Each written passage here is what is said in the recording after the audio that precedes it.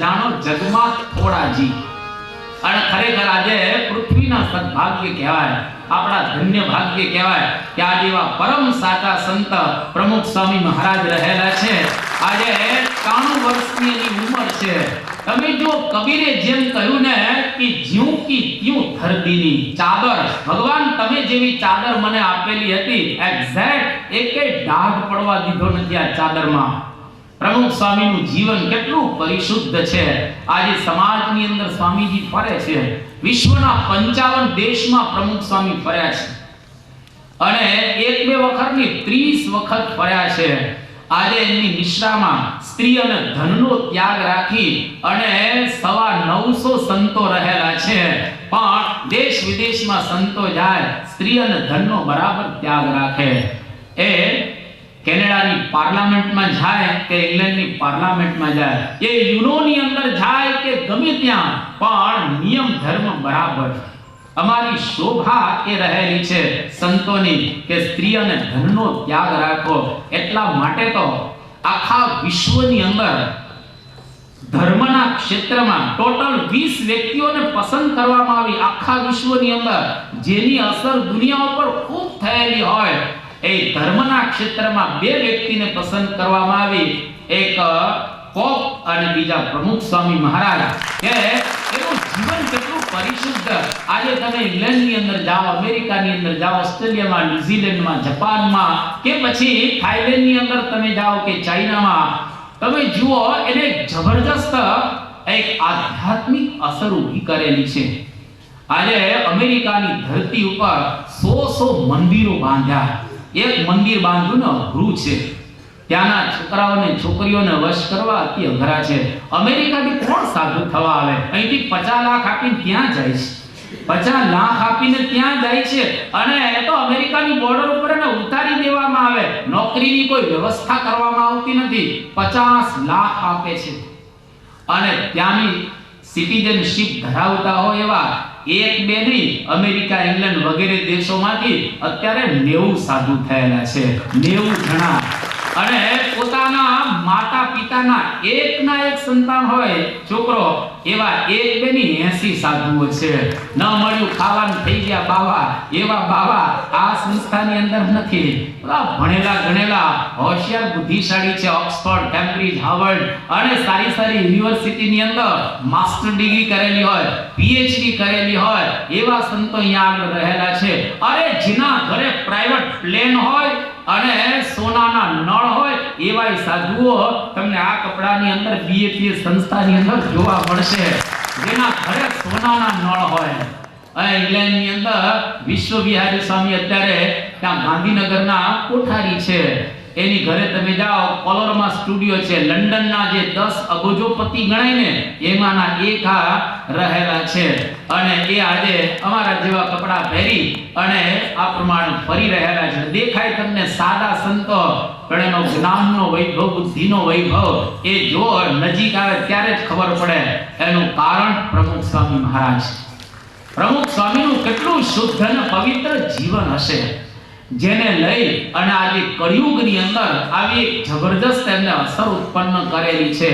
એટલે સાચા સંત, જો સાધુઓ જ્યાં મળે ત્યાં પ્રણામ ચોક્કસ કરવા, પણ જ્યારે જોડાવાની વાત આવે ને ત્યારે 10 વખત વિચાર. તમે કોઈ પણ માલ ખરીદો, એમને ખરીદો છો? અરે સાદી તાવડી ખરીદો ને ઘરમાંની, પેલી માટીની તાવડી, અથવા તો ઉનાળાની અંદર ત્યારે તો ફ્રીજ આવી ગયા, પણ ઘણા વાર આયુર્વેદમાં પણ માનતા હોય છે, એટલે ઘરે માટલું લઈ આવે ઉનાળામાં.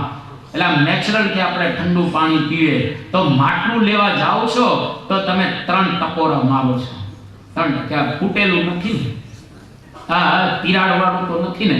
હવે 5, 10, 15 રૂપિયાનું માટલું લેવું હોય તો એ 3 ટકોરા તમે મારો છો. 2 રૂપિયાની તાવડી લેવી હોય તો એ 3 ટકોરા મારો છો. તો જેને આખું જીવન સમર્પણ કરવાનું હોય એ સાધુની અંદર લક્ષણ તો જોવા પડે ને કે આ બરાબર છે કે નહીં. બાકી એમને જો આપણે જોડાઈ જઈએ તો આપણો મોક્ષ ન થાય. એટલા માટે સંતના લક્ષણો જોવા, કેવા પ્રકારના લક્ષણો રહેલા છે, જેની વાતો શાસ્ત્ર આપણને કહે છે કે સ્ત્રી અને ધનનો ત્યાગ રાખતા હોય, ભગવાનની ભક્તિ કરતા હોય અને હંમેશને માટે જેના જીવનની અંદર વૈરાગ્ય હોય એવા સાધુની અંદર જો જોડાઈએ, સાધુ કપડાથી નથી, યાદ રાખજો.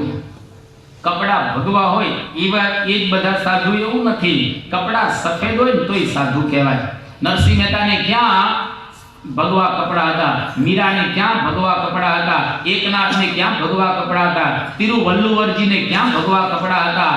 એ લોકોના ભગવા કપડા નહોતા, પણ એનું આ કાળનું ભગવું હતું. રોહિદાસ ચમારને ક્યાં ભગવા કપડા હતા. એટલા માટે દાદા કાચર, પર્વતભાઈ, ગોરધનભાઈ આ બધા ભક્તો તમારા જેવા જ હતા. તો ભગવું કદાચ ન હોય પણ જો ગુણ અંદર હોય, ભગતજી મહારાજ આપણી પરંપરામાં થયા, ગ્રહસ્થ હતા અને છતાંય બ્રહ્મ સ્વરૂપ શાસ્ત્રીજી મહારાજને ગુરુ કર્યા, મહુવાના. અને એકદમ આમ જોઈએ તો દરજી કશું જ ભણેલા ન હતા. પ્રાગજી, ગોવિંદજી, દરજી આટલું બરાબર લખતા નહોતું આવડતું. સાઈન માન કરી શકતા હતા, પણ છતાંય એકદમ બુદ્ધિશાળી શાસ્ત્રીજી મહારાજ આ સંસ્થાના સંસ્થાપક એમને ગુરુ કર્યા. કારણ કે ભગતજી મહારાજમાં ગુણ હતા. એટલે ગુણાહ પૂજા સ્થાનમ ગુણીષુ નચ લિંગમ નચ વયઃ. ગુણવાનોના ગુણ પૂજાય છે, એની વય એટલે કે એની અવસ્થા કઈ છે એ પૂજાતી નથી. એટલા માટે જ્યાં જ્યાં ગુણ દેખાય ત્યાં ત્યાં માથું નમાવવું, ગમે ત્યાં માથું નમાવવું નહીં. એક વખત એક ગામમાં 50 સાધુનું મંડળ આવ્યું અને એમના જે મુખી હતા એની પાસે ગયા અને કહ્યું કે કાળી રોટી અને ધોળી દાળ અમારા માટે તમે વ્યવસ્થા કરો. કાળી રોટી और ધોળી દાળ એટલે સમજ્યા, કાળી રોટી એટલે માલપુઆ અને ધોળી દાળ એટલે દૂધ પાક. હવે મુખી ગયા, મારે ક્યાંથી આ કાઢું ધોળી દાળ અને કાળી રોટી. એટલે ગામની અંદર એક ભગત રહેતો હતો કે આપ વહાં જાइए, वो आपके लिए प्रबंध करेंगे.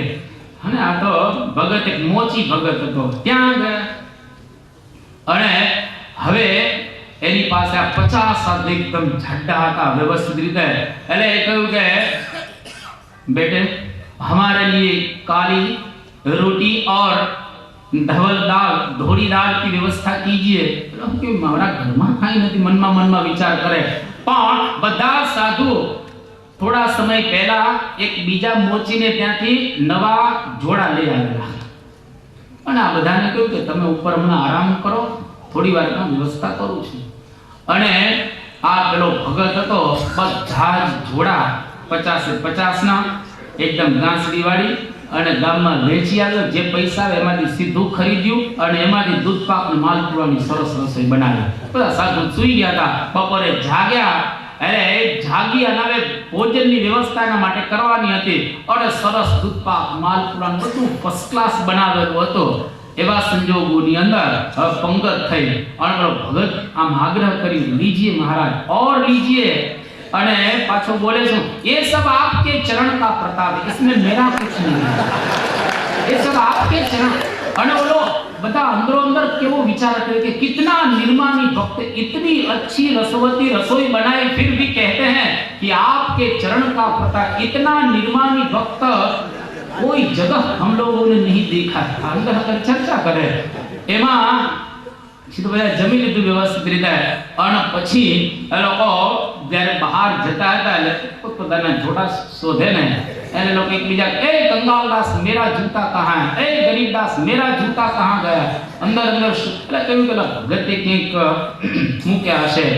અને પછી ભગતને બોલાવવામાં આવ્યા અને એ વખતે એને કહો કે મેં તો તમને કહ્યું હતું કે એ સબ આપકે ચરણ का प्रताप, એ વેચીને જ આ રસોઈ બનાવી હતી, બાકી મારી પાસે કશું જ એ હતું નહીં. તો તમે જુઓ આવા ઘણા બધા ફરતા હોય એટલે સાધુઓને પ્રણામ ચોક્કસ કરજો, પણ જ્યારે સમાગમ કરવાની વાત આવે એટલે લક્ષણ જોઈ અને એની અંદર જોડાજો.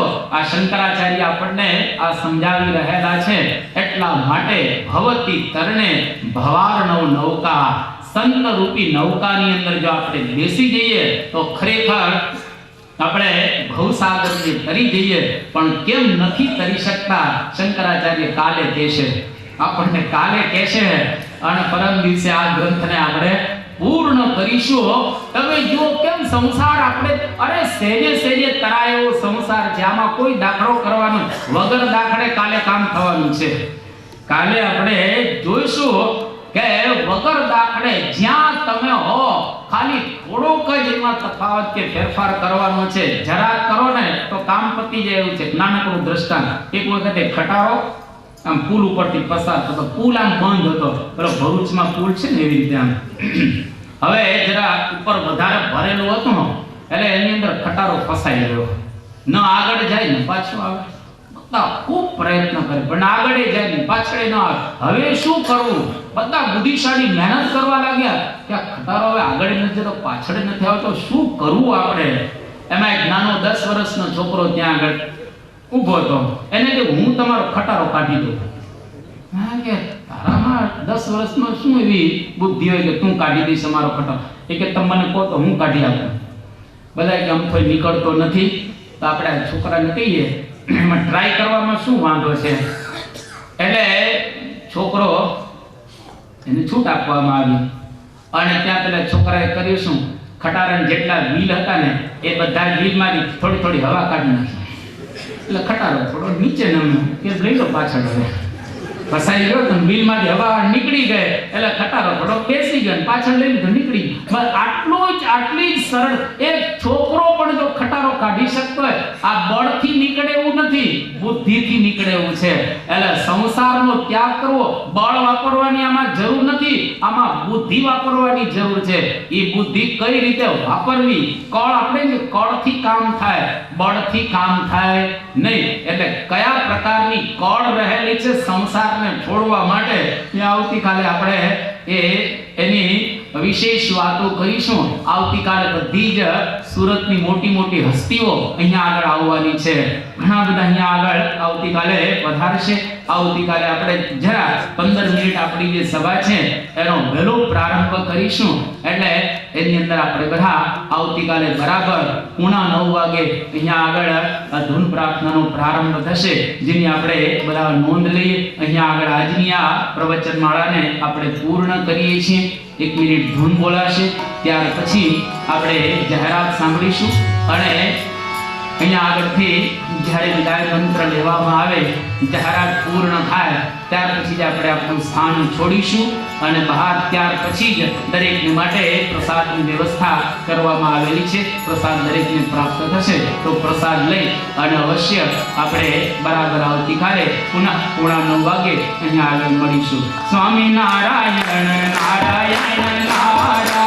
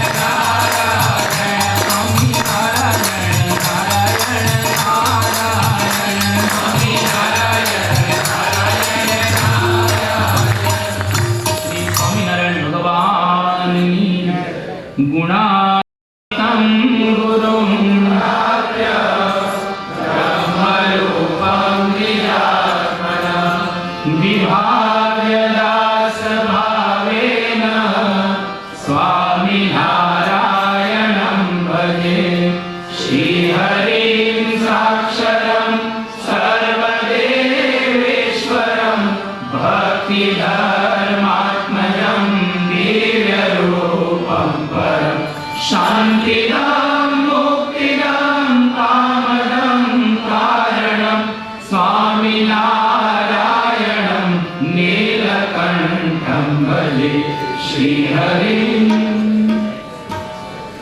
श्री स्वामीनारायण भगवाननी जय.